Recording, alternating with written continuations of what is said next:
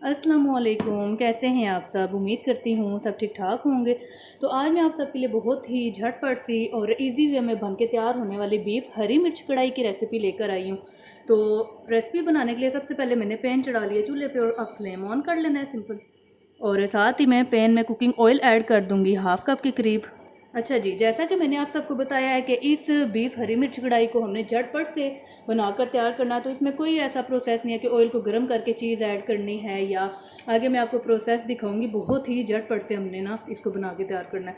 तो यहाँ पर मैंने दो थोड़े बड़े साइज़ के प्याज ले लिए जिनको मैंने इस तरह से रफली कट कर लिया है, और 8 से 10 मैंने हरी मिर्चें ले ली, और ये कड़वी वाली हैं क्योंकि हमने हरी मिर्च में कढ़ाई को बनाकर तैयार करना है, तो इसलिए थोड़ी कड़वी वाली लेंगे तो टेस्ट हमारा बैलेंस हो जाएगा, क्योंकि बाकी तो हमने मिर्चें वगैरह ऐड नहीं करनी। तो इन दोनों को हमने पैन में ऐड कर देना है, और साथ ही मैं इसमें ऐड कर दूंगी तकरीबन हाफ़ केजी बीफ, और बीफ मैंने हड्डी वाला लिया, और इसमें इस तरीके से चर्बी वाले भी कुछ पीसीज हैं, इसको भी ऐड कर देना है। और अब साथ ही मैं इसमें ऐड कर दूंगी 5 से 6 जवे लहसुन के, जिनको मैंने इस तरीके से छोटे पीसीज में कट कर लिया है। तो चलें जी, अब साथ ही मैं इसमें दो टमाटर ऐड कर दूंगी जिनको मैंने इस तरह से रफली कट कर लिया है। और अब मैं इसमें कुछ स्पाइसेस ऐड कर दूंगी। अच्छा जी, चूँकि हरी मिर्च वाली मैं बीफ कढ़ाई बना रही हूँ, तो इसमें रेड मिर्चों का पाउडर नहीं ऐड करेंगे। हाँ, लेकिन इसमें कश्मीरी लाल मिर्च ऐड करेंगे क्योंकि कलर भी तो हमें अच्छा चाहिए। तो इस वजह से मैंने 1 टीस्पून के करीब कश्मीरी लाल मिर्च ऐड की है।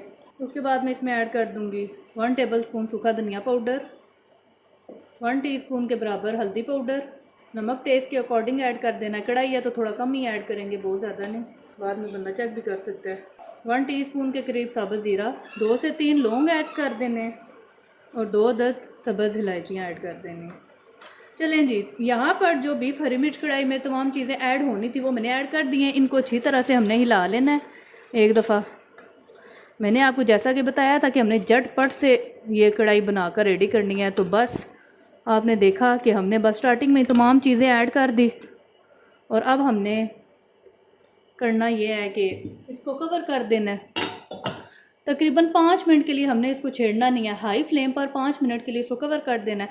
5 मिनट के बाद मैं आपसे मिलती हूँ। तो यहाँ पर तकरीबन 5 मिनट हो गए, मैंने कहा चलें चेक कर लेती हूँ।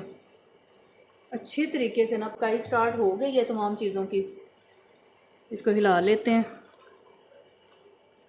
अच्छा, इसको ना अब 2 से 3 मिनट ना बग़ैर कवर के हाई फ्लेम पर कुक करना है, ताकि इसमें जितना भी पानी वगैरह ना ड्राई हो जाए।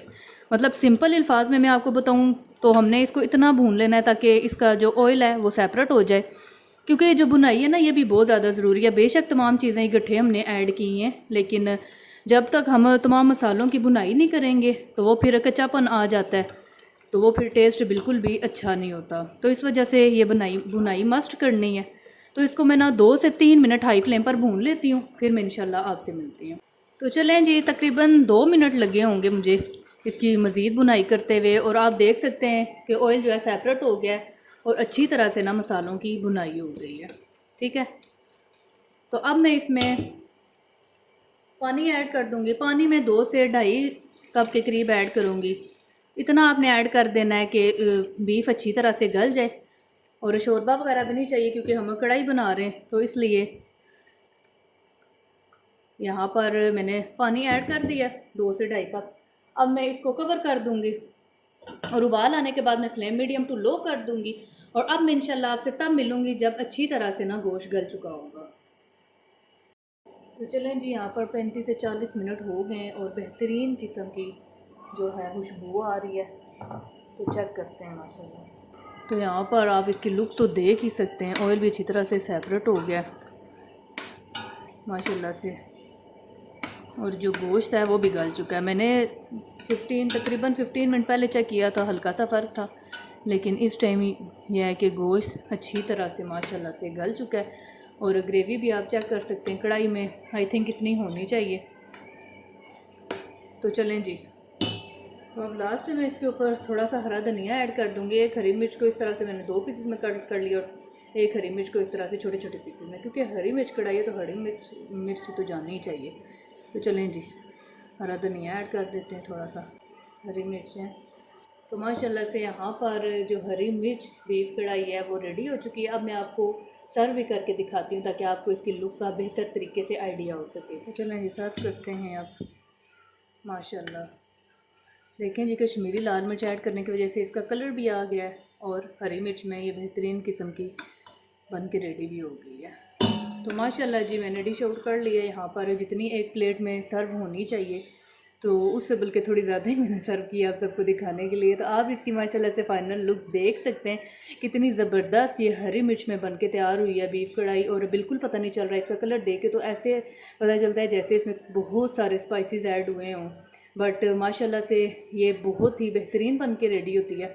आपने भी इस रेसिपी को ज़रूर ट्राई करना है और कमेंट में लाजमी बताना है कि आपको मेरी ये आज की एक अलग किस्म की हरी मिर्च में बनने वाली बीफ कढ़ाई की रेसिपी कैसी लगी। तो मिलती हूँ इंशाल्लाह अब मैं आपके साथ नेक्स्ट वीडियो में, तब तक के लिए अल्लाह हाफिज़।